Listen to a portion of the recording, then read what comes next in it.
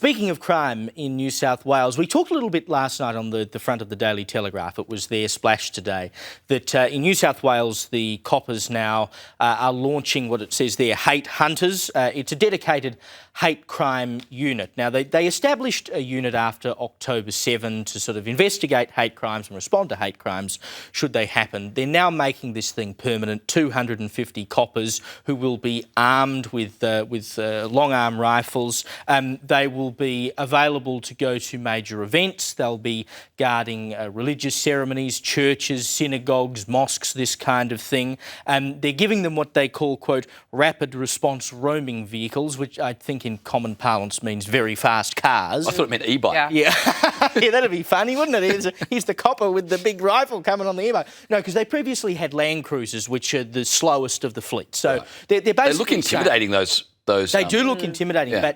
but in the event of something serious that they just need to be there immediately, the Land Cruiser's not up to the job. So they're saying, look, here's a serious force that will be there if anything goes wrong. And it's kind of sad to think that we now live in a state in this country where we need to have that. I mean, we're going to see ongoing coppers at major sporting events and outside of synagogues and mosques and churches with big rifles in case something happens. They'll also be guarding government buildings if there are threats, etc. That's a sad thing to think about. But another thing that the state government in New South Wales announced today is that part of all of this, they're going to expand their multicultural officers in the police force. Now, these are not sworn police officers, but they sort of go out into multicultural communities and embed themselves. Here's the Police Minister, Yasmin Catley. These MACLOs, which we have 30 at the moment, will be doubling our capacity across New South Wales, a critically important part of policing. They're not sworn officers, but they are community members who are deeply embedded in their migrant community. They are already part of their multicultural community, and we employ them to assist police to know what's going on in the ground.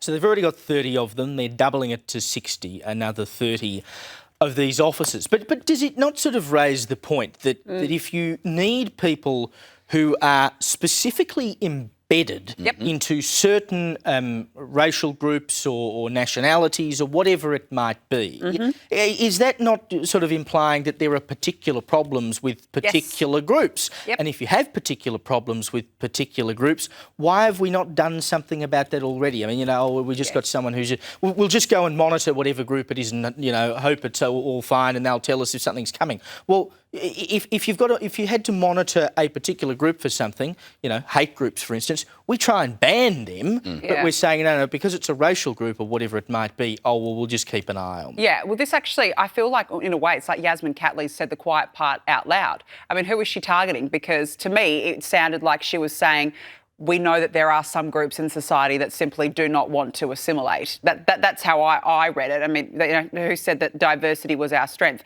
A couple of points that I would make on this. Firstly, I do agree with you, Caleb. I think it is so sad in this day and age that we do need to have these big rapid-fire groups going out there.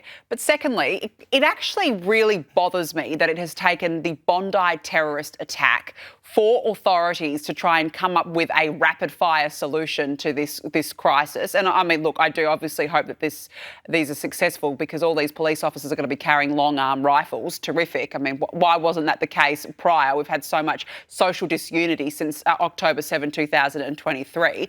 But as to these multicultural officers, look, DEI never works. Absolutely never works. And what are they going to be acting as some sort of a peacemaker? So if one side of the community is targeted because, okay, we're talking, say, radical Islam, for example, and they're going to go around to, say, the Muslim community there. No, keep the peace.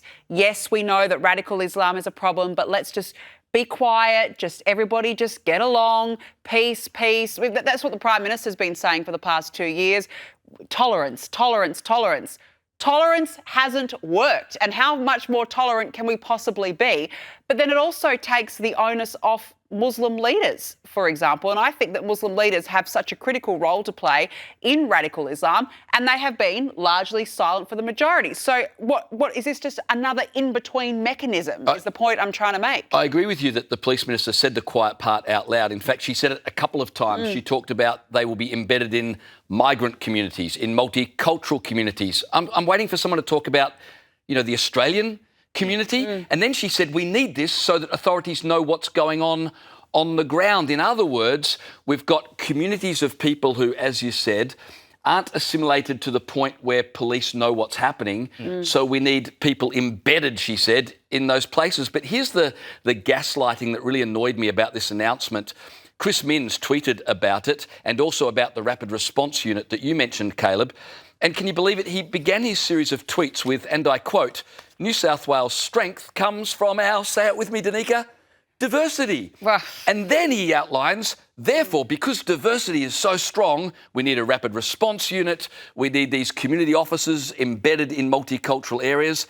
To talk about diversity being a strength less than 100 days after the Bondi terror attack, on the same day that the ABC have announced that people associated with an ISIS cell were targeting gays. Which we'll talk about in a second. The day after, the PM has to be evacuated from the lodge because of bomb threats, and we could go on. And then to come out and say, New South Wales, the strength of our state is its diversity, is just, no one believes that. In fact, it's quite insulting to persist with that lie. But this is the thing, because I don't begrudge the police wanting to know what's going on. That's good. I agree. We want them. I totally agree. They need to know what's going on.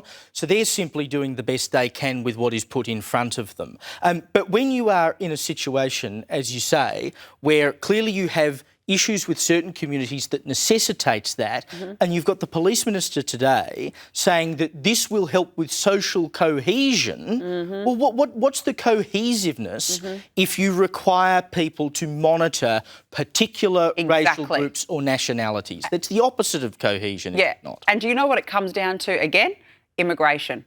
Okay, it is about letting people in, some whose values do not align with our culture or with a Western democracy, and now we've got a situation on our hand where they have to be monitored 24/7 by these groups. It goes even beyond that, though, because, yes, I agree with that point, but at the same time, as a nation, we have now decided you don't need to value Australian culture. You can come here, I agree, you can keep practicing your own traditions, That's what I enjoy mean. your own culture, speak your own language. Not that there's anything wrong with that, but you end up with separate communities that now we've got to stick and take together and say diversity is our strength, when clearly it's not, when you have to take such radical steps to get cohesion. Well, it's like tribes. I mean, there's been so many examples over the past 2 years of where I think multiculturalism has failed in this country. That's for sure. Now,